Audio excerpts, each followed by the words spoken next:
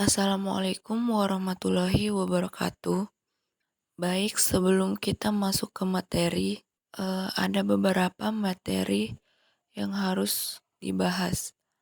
Yang pertama yaitu pengertian cerita rakyat, kedua fungsi cerita rakyat, ketiga ciri-ciri cerita rakyat, keempat jenis-jenis cerita rakyat, lalu yang kelima cerita rakyat, yaitu asal mula Danau Toba.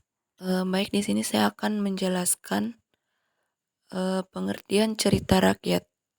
Cerita rakyat adalah cerita yang berkembang di setiap daerah dan menceritakan asal-usul atau legenda yang terjadi di suatu daerah. Cerita yang berasal dari masyarakat dan berkembang dalam masyarakat. Cerita rakyat merupakan bagian dari dongeng. Selanjutnya, fungsi cerita rakyat. Fungsi sarana hiburan yaitu dengan mendengarkan cerita rakyat seperti dongeng, atau legenda. Kita seakan-akan diajak berkelana ke alam lain yang tidak kita jumpai dalam pengalaman hidup sehari-hari. Fungsi sarana pendidikan yaitu pada dasarnya cerita rakyat ingin menyampaikan pesan atau amanat yang dapat bermanfaat bagi watak dan kepribadian para pendengarnya. Fungsi sarana penggalang rasa kesetiakawanan di antara warga masyarakat yang menjadi pemilik cerita rakyat tersebut. Fungsi lain lagi dari cerita rakyat adalah sebagai pengokoh nilai-nilai sosial budaya yang berlaku dalam masyarakat. Dalam cerita rakyat, terkadang ajaran-ajaran etika dan moral bisa dipakai sebagai pedoman bagi masyarakat. Di samping itu, di dalamnya juga terdapat larangan dan pantangan yang perlu dihindari. Cerita rakyat bagi warga masyarakat, pendukungnya bisa menjadi tuntunan tingkah laku dalam pergaulan sosial. Ciri-ciri cerita rakyat. Berikut adalah ciri-ciri yang perlu diketahui. Yang pertama, disampaikan secara lisan. Kedua, bersifat tradisional. Ketiga, tidak diketahui siapa pengarangnya. Keempat, disampaikan secara turun-temurun. Kelima, memiliki banyak rasi. Keenam, penuh dengan nilai-nilai luhur. Dan yang ketujuh, memiliki bentuk-bentuk klise dalam pengungkapannya. Jenis-jenis cerita rakyat.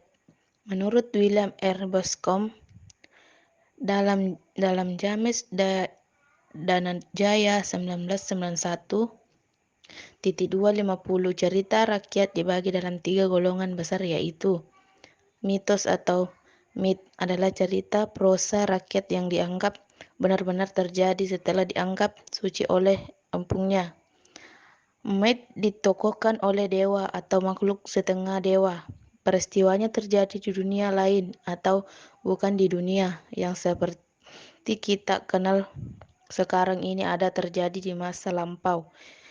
Legenda adalah prosa rakyat yang mempunyai ciri yang mirip dengan myth, yaitu dianggap benar-benar terjadi, tetapi tidak dianggap suci. Berbeda dengan myth, legenda ditokohi oleh manusia, walaupun ada kalanya sifat-sifat luar biasa yang seringkali juga dibantu makhluk-makhluk ajaib.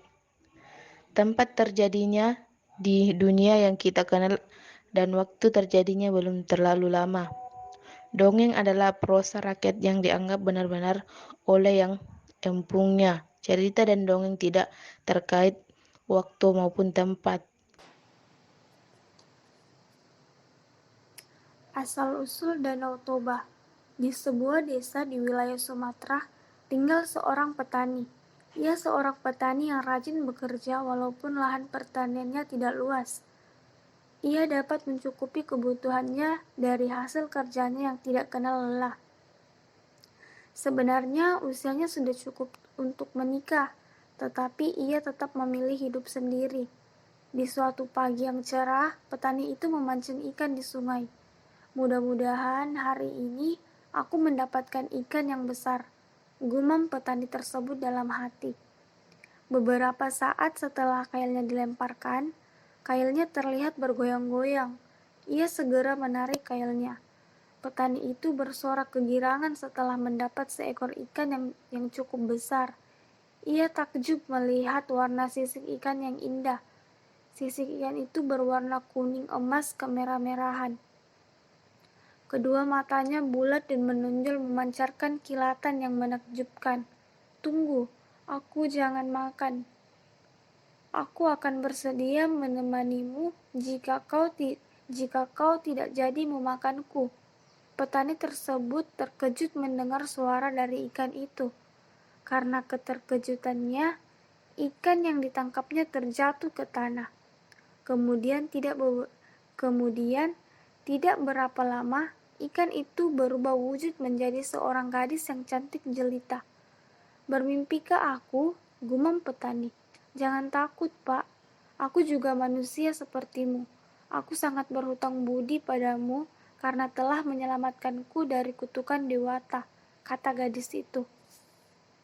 Namaku Putri. Aku bersedia menjadi pendamping hidupmu, desak gadis itu. Petani itu pun mengangguk. Oleh karena itu, jadilah mereka pasangan suami istri. Namun, ada satu janji yang telah disepakati. Mereka tidak boleh menceritakan bahwa asal-usul putri dari seekor ikan. Jika janji itu dilanggar, akan terjadi petaka dahsyat. Setelah sampai di desa petani, gemparlah penduduk desa melihat gadis cantik jelita bersama petani tersebut. Dia mungkin bidadari yang turun dari langit, gumam mereka.